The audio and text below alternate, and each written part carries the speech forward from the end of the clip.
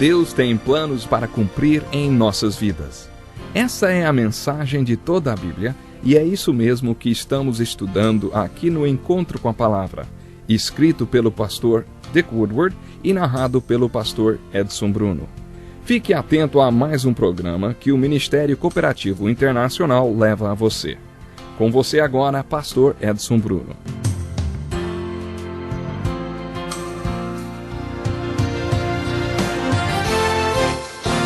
É um prazer muito grande contar com você para mais um estudo da palavra. Acompanhe conosco o programa de hoje. Visto que nos foi deixada a promessa de entrarmos no descanso de Deus, que nenhum de vocês pense que falhou, pois nós, os que cremos, é que entramos naquele descanso, conforme Deus disse.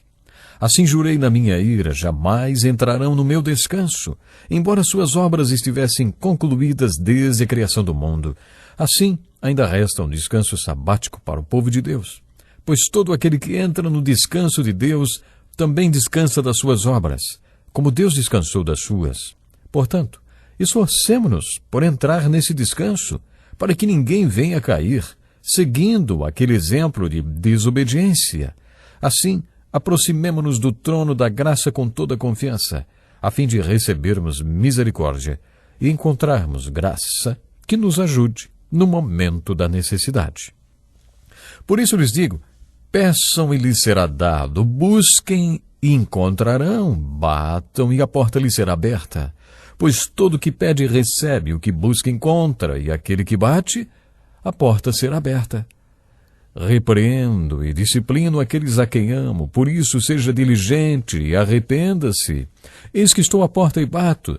Se alguém ouvir a minha voz e abrir a porta, entrarei e cearei com ele e ele comigo. Parem de lutar. Saibam que eu sou Deus. Serei exaltado entre as nações. Serei exaltado na terra. Nós lemos os textos de Hebreus, capítulo 4, versículos 1, 3, 9, 10, 11 e 16. Lemos também Lucas, capítulo 11, versículos 9 e 10, Apocalipse 3, versículos 19 e 20, e Salmo 46, versículo 10. Que Deus abençoe a leitura da sua palavra. Um amigo meu estava ampliando a sua casa. Ele próprio estava sentando o assoalho de madeira da varanda e, enquanto executava o trabalho, ele ficava de joelhos, com pregos e martelo na mão. Um amigo nosso em comum arrumou umas joelheiras para ele. Eu até tentei ajudar um pouco, mas ele disse que queria fazer tudo sozinho. Ele não se importava em ficar trabalhando de joelhos por tanto tempo. Na verdade, segundo ele, de joelhos, ele ficava bem equilibrado. Aí eu pensei comigo mesmo, puxa, isso daria um bom sermão. Sabe por quê? Todos nós ficamos bem equilibrados de joelhos. Tanta coisa se acerta quando ficamos de joelhos. Deus concorda com isto.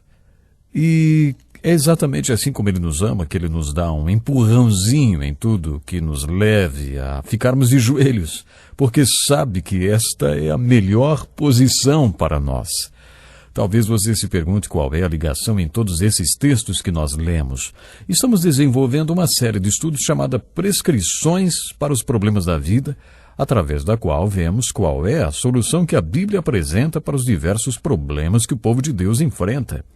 No último programa falamos sobre a prescrição para a oração. Quando começamos a ver quais são as prescrições para nossos problemas, descobrimos que a oração é parte vital em todas as prescrições.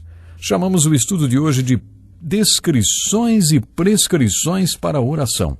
A Bíblia descreve muitas orações que foram feitas por servos de Deus e, às vezes, as prescrições para a oração acompanham esta descrição. Às vezes está separada, mas sempre a descrição e a prescrição caminham juntas. Jesus explica a oração através de uma metáfora. Ele diz que a oração é como um homem batendo na porta de Deus. É isso que é a oração. Imagine uma porta fechada, Deus do lado de dentro e um homem orando, batendo a porta. O que é este bater a porta e de que forma ele se manifesta? Pedindo e buscando. Quando Jesus repetiu a metáfora, repetiu que devemos continuar pedindo e buscando e batendo, porque aquele que pede recebe, o que busca encontra, e para quem bate a porta abre-se direto para a presença de Deus.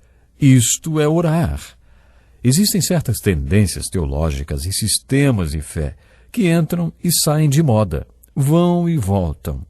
Hoje, alguns grupos de cristãos pregam que algo passa a lhes pertencer pelo simples fato de declarar isso. Não é preciso fazer nada, nem santificação, apenas declarar. Isso é meu. Lembro-me que uma vez estava no seminário, cheio de dúvidas, e um dos professores escreveu na lousa tudo que temos porque cremos. Lugares celestiais em Cristo e bênçãos espirituais. Enquanto ele falava lá na frente, eu estava na minha cadeira pensando comigo mesmo. E eu aqui sentado me sentindo como um morto que esqueceram de enterrar. Aí então eu perguntei, o que adianta eu ter todas essas coisas escritas aí se eu não vivo nada disso, hein? E o professor respondeu, mas você tem tudo isto. Como? Eu perguntei.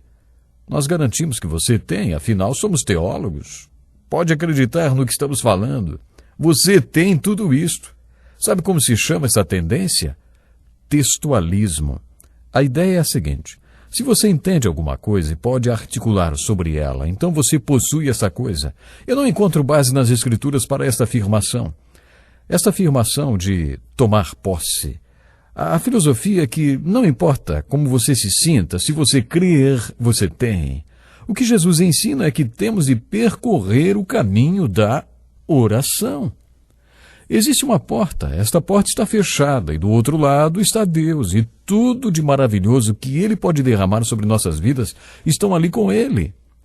Para ter acesso a essas bênçãos você precisa orar, ficar à porta batendo, pedindo e buscando. Você precisa ficar batendo e ficar pedindo. Mas pedindo o quê? Buscando o quê? Se conseguimos tudo na primeira vez que orássemos, não precisaríamos ficar batendo, buscando e pedindo. Imagine uma pessoa ouvindo a pregação sobre o novo nascimento. As coisas velhas já passaram, eis que tudo se fez novo. A pessoa que aceitou a Cristo pode pensar, mas eu não sei nada disso. Esse cara não sabe sobre o que está pregando. Eu não tenho nada disso. Acho melhor procurar outra igreja. Se eu não tenho isto, então nada disso deve ser verdadeiro. Se eu não viver isto, então quer dizer que nada disso é verdadeiro. É assim que muita gente é e reage a uma pregação. Imagine esta pessoa lendo sobre o Espírito Santo e sobre os frutos do Espírito, sobre ter comunhão íntima com Deus e sobre todos os milagres. O que você acha que vai acontecer? Ela vai pensar, eu não conheço Deus. Eu nunca tive esse negócio de andar com Deus, nem esta tal de comunhão com Deus. Então vai ver que nada disso existe mesmo. Será que você também é assim? Ou será que você pensa, eu não estou vivendo esta experiência que este pregador está pregando. Vou começar a pedir a Deus para viver isto também. E eu vou começar a orar sobre isto agora mesmo. Quando Jesus conversou com aquela mulher samaritana no poço de Jacó, ela começou a perceber quem ele realmente era. Jesus falou para ela, se você conhecesse o dom de Deus e quem lhe está pedindo água, você lhe teria pedido e ele teria dado água viva. Ela tinha começado a pedir e Jesus começou a dar dicas sobre o novo nascimento, sobre um tipo de água que poderia saciar sua sede para o resto da vida. Quando ela perguntou, como? A mesma pergunta que Nicodemos tinha feito no capítulo anterior, Jesus respondeu, peça. Tiago afirma assim, vocês não têm, porque não pedem. Ou melhor, pedem de maneira errada. Deve ter alguma coisa errada com a maneira como pedem.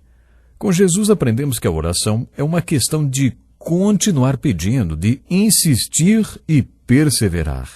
Jesus contou a ilustração do homem que já tinha se preparado para dormir, todos da casa deitados e cobertos quando alguém bateu a porta à meia-noite.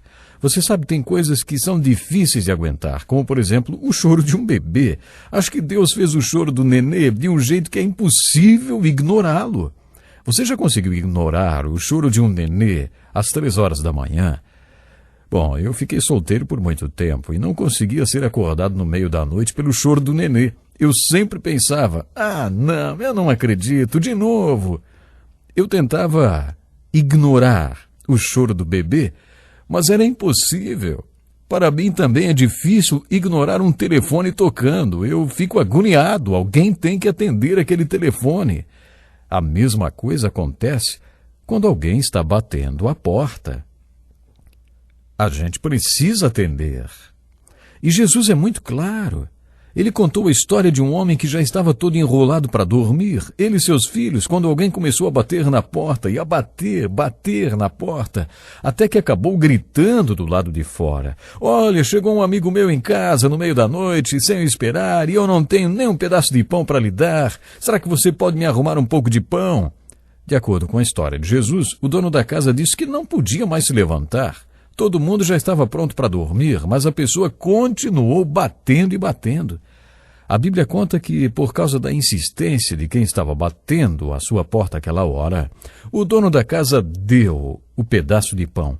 Jesus não quis dizer que Deus é como o homem que não queria levantar e acabou levantando, mas sobre a importância de continuar batendo, pedindo e buscando. Isso é oração. Por isso, gente, eu não concordo com essa história de tomar posse. Uma vez só, alguém diz: não, tome posse, diga, isso é meu, e pronto, vai ser seu. A palavra de Deus ensina claramente que precisamos bater, pedir, orar, buscar. Então o Senhor vai nos dar.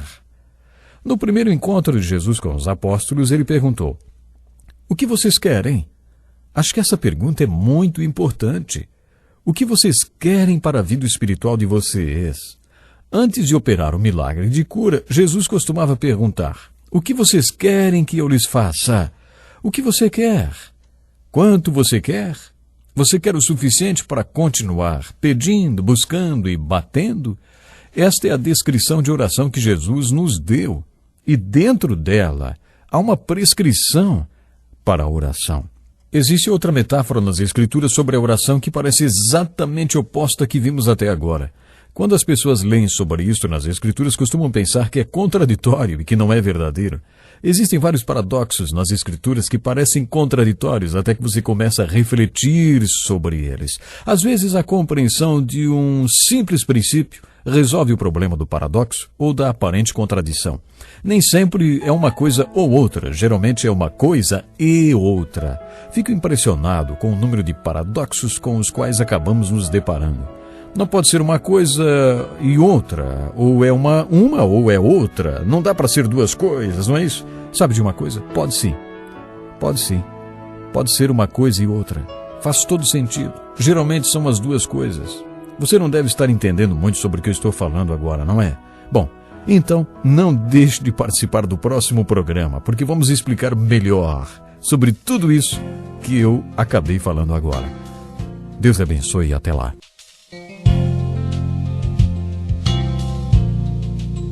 Que lição importantíssima. Obrigado, pastor Edson Bruno. Prezado ouvinte, coloque em prática o que você ouviu aqui. Sem dúvida, sua vida será grandemente abençoada. Este é um estudo escrito pelo Dr. Dick Woodward, na voz do pastor Edson Bruno. Escreva-nos e solicite o material.